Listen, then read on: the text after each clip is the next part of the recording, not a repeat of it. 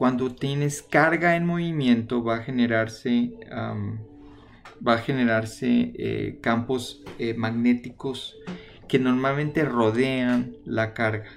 Por ejemplo, aquí si tienes un alambre conductor con una corriente eléctrica, entonces alrededor de esa corriente eléctrica se va a generar un campo magnético.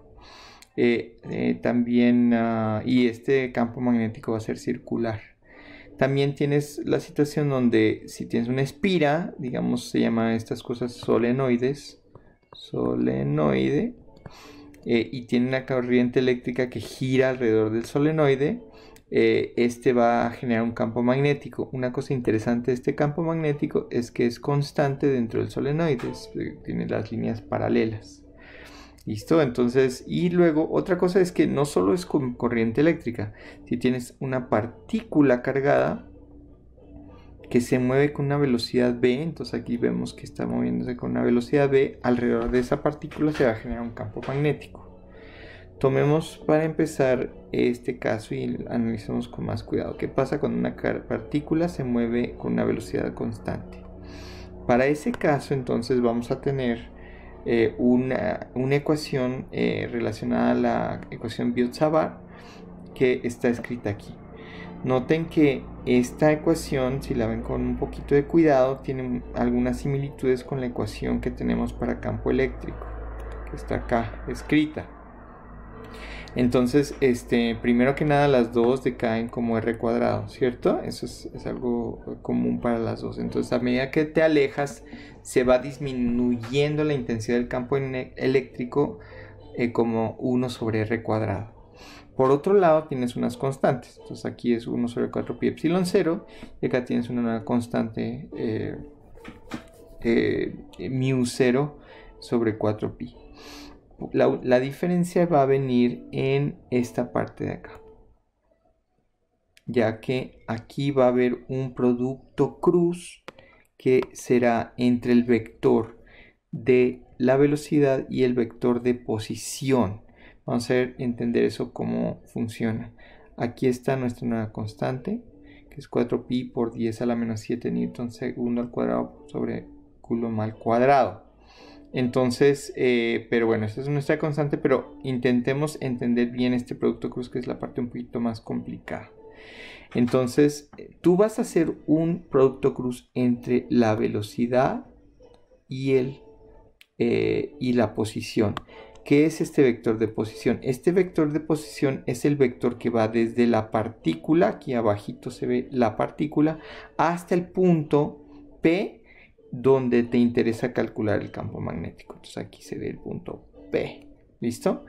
Entonces yo hago ese vector, dibujo ese vector y lo comparo con el vector de velocidad y hago el producto cruz. Entonces aquí estamos cruzando el vector de velocidad con R y obtenemos la dirección de B, que sería saliendo de la página. A ver, pongan sus dedos índices en la dirección de B, cruzan hacia R, o sea, la palma de sus manos en la dirección de R y verán que su pulgar apunta hacia afuera de la página. Entonces así es como funciona eso. Ese producto cruz para determinar la dirección del campo magnético. Siendo producto cruz, también es importante notar que la intensidad del campo va a depender de ese ángulo entre el vector de velocidad y el vector de posición. Entonces va a venir un seno de teta metido ahí, ¿listo? Y este seno de teta está relacionado al ángulo entre el vector B y el vector R. Entonces eso significa que eso es importante que se acuerden que seno de 90 grados es 1 y seno de 0 grados es 0. Eso significa que el campo magnético es máximo cuando el ángulo entre la velocidad y la posición son perpendiculares y mínimo cuando el vector de velocidad y posición son paralelos. Entonces, si yo veo una partícula cargada moviéndose con una velocidad v a la derecha, como se muestra en esta figura, veo que el campo magnético va variando. Enfrente de la partícula va a tener un valor igual a 0, porque V y R son paralelos. ahí estamos hablando del vector R8 y la velocidad v que está en verde. Vean que son paralelos, entonces seno de 0 es 0 y te da un campo magnético igual a 0. Lo mismo sucede atrás de la partícula. Cuando el ángulo entre v, el vector de velocidad, y la posición R4 es 180 grados, también te da seno de 180 igual a 0 y también el campo magnético es 0. Entonces, interesantemente, no hay campo magnético enfrente de la partícula ni atrás de la partícula. El campo magnético se maximiza cuando el vector es completamente paralelo a la velocidad. Por eso lo muestro aquí como un máximo valor. ¿Listo? Entonces cuando el ángulo es 90 grados. Y pues serán valores intermedios cuando el ángulo es entre 0 y 90 grados. Entonces máxima intensidad va a ser a 90 grados y mínima a 0. ¿Listo? Entonces ahora otra cosa interesante es el producto cruz. El producto cruz, si yo cruzo la velocidad con el vector de R, se muestra que el campo magnético sale de la página en la parte superior de la carga y entra en la página en la parte inferior. Entonces eso, haciendo el producto cruz cuidadosamente entre V cruz R,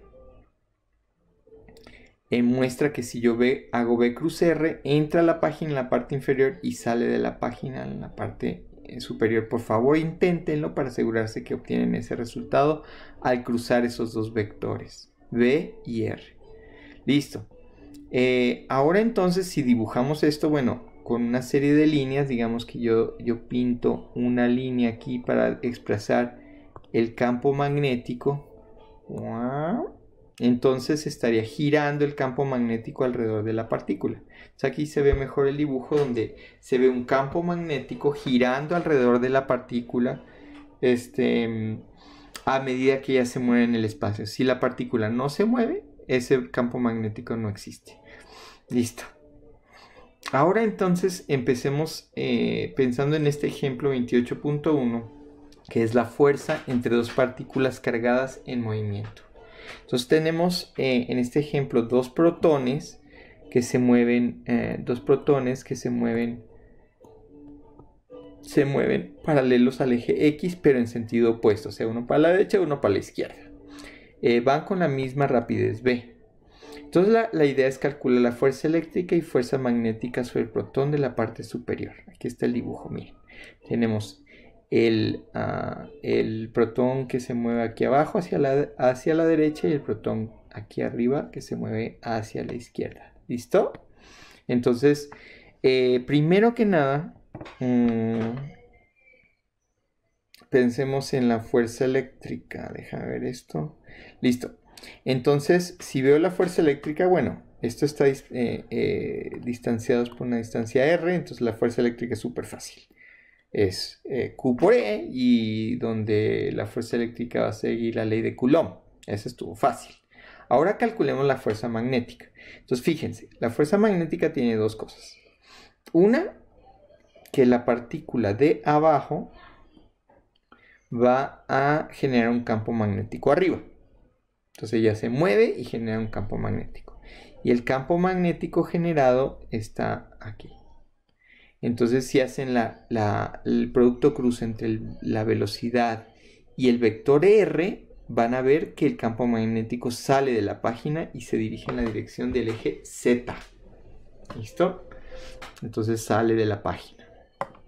Entonces eso es cierto. Y la magnitud de esa fuerza, de ese campo magnético, sigue la ley Biot-Savart que teníamos, que expresamos anteriormente. Ahora, aquí arriba entonces, ¿qué pasa? Ya vimos que la partícula de abajo genera un campo magnético. Ahora, ¿qué pasa con la partícula de arriba? Pues ella siente el campo magnético y va a sentir una fuerza debido al campo magnético. Entonces, ¿cómo funciona eso? Esa va a estar moviéndose, la partícula de arriba va a estar moviéndose con una velocidad v, y cruzo con la fuerza, con el campo magnético. Uy, ¿esto es un campo magnético?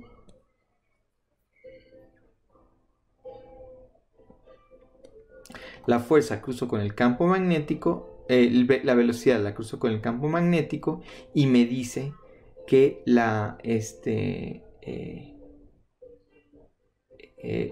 que la fuerza generada sobre la partícula apunta hacia arriba, Fb. ¿Listo? Entonces, veamos eso. Entonces acá tenemos que, primero que nada, la fuerza que siente la partícula sigue la ecuación QV cruz B. Entonces eso significa que cruzo la velocidad de la partícula que siente la fuerza con el campo magnético. Y eso, como son perpendiculares esos vectores, me da esta cosa que es QVB. Ahora, ¿B qué es? Es el campo magnético generado por la partícula de abajo. Aquí entonces uso la ecuación Biot-Savart.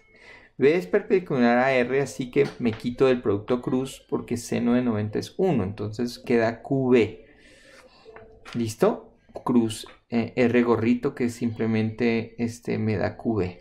Porque R gorrito es un vector unitario. Entonces queda QB. Entonces ahí está la magnitud del vector.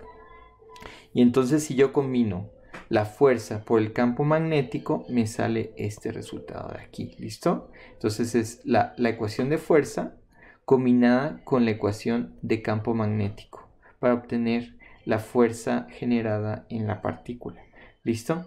Veamos de nuevo aquí el análisis de vectores. ¿Listo? Entonces, miren, primero tengo que la partícula de abajo está moviéndose con un vector de velocidad v y hace un campo magnético que es V cruz R. Entonces V cruz con R, y eso significa que el campo magnético sale de la página y ese es el campo magnético producido. Ahora, la partícula de arriba siente ese campo magnético, entonces acá hago una cruz entre B cruz B, cruzo B con B, B cruzas con B y vas a darte cuenta que la fuerza generada es hacia arriba, Fb. ¿Listo? Entonces la fuerza magnética está en la misma dirección de la fuerza eléctrica. ¿Listo? Bueno, y la magnitud está acá abajo, donde está QVB, está escrito aquí porque todo es perpendicular, entonces queda solo esa magnitud, y luego el B es el resultado de la ecuación de Biot-Savart que acabamos de ver, que es μ0 sobre 4pi multiplicado por QV cruz R gorrito, lo cual acaba siendo simplemente QV porque son perpendiculares, dividido por R cuadrado, y ahí está, todo lo combino y me da ese resultado. Listo, ese fue nuestro primer video.